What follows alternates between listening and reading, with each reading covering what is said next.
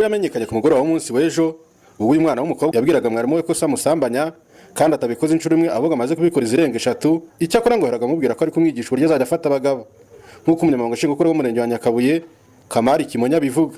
Ayo makuru twaraye tuyumvise nimugoroba ariko biza gukurikiranwa neza muri iki gitondo aho umwana witwa Maria Giselle w'imyaka 15 wiga mu mwaka wa 3 wa primaire mu kigo cy'amashuri cya GS Kiyovu cyo mu murenge wa Nyakabuye yatanze amakuru avuga ko papa wiwe amusambanya kandi amusambanyije inshuro zirenga 3 ariko akamubwira ko ngo ariko akamusambanya amubwira ko ari kumwigisha uko azajya afata abagabo.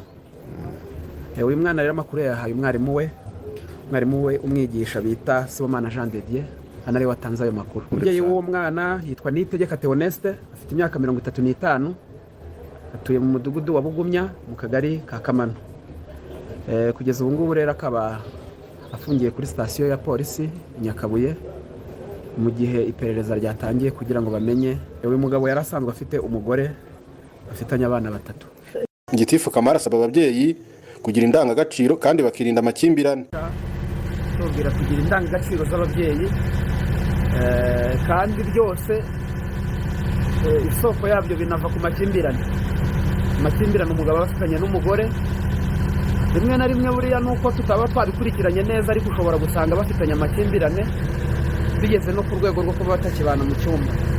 Akaba rero ashobora kujya ku ruhande agashaka uwo bazajya baryamana mu bundi buryo. Ibyo byose rero ubutumwa dutanga nuko iyi mpamvu yose yatera amakimbirane no kuyirinda kandi iyo ayo makimbirane akomeje kunanirana badashobora kumvikana hagati yabo bakitabaza ubuyobozi bukabafasha kuko iyo bitinze n'ubundi nibyo bivamo icyaha. None se urugo hari ubwo mwari musanzwe muruzi nk'amakimbirane? Ntayo amakimbirane yarasanzwe azwi muri runo rugo. Kugeza ubu umwana yajyanwe kwa muganga cyangwa? Kugeza ubu umwana ari kuri polisi ariko bagiye kumwohereza imibirizi muri Isange One Stop Center kugira ngo bamupime. Amategeko y'u Rwanda ahana buri wese ukorera umwana igikorwa cy'imibonano mpuzabitsina. Itegeko riteganya ibyaha n'ibihano muri rusange avuga ko gusambanya umwana ari icyaha ugihamijwe n'urukiko ahanishwa igifungo kiri hagati y'imyaka 20 ndetse na 25. Imibare y'abana basambanywa mu Rwanda ikomeje kugaragazwa n'inzego zitandukanye aho raporo y'ubushinjacyaha bukuru yerekana ko mu mwaka umwe gusa hakiriwe ibirego bigera ku 2138 by'abana basambanyijwe.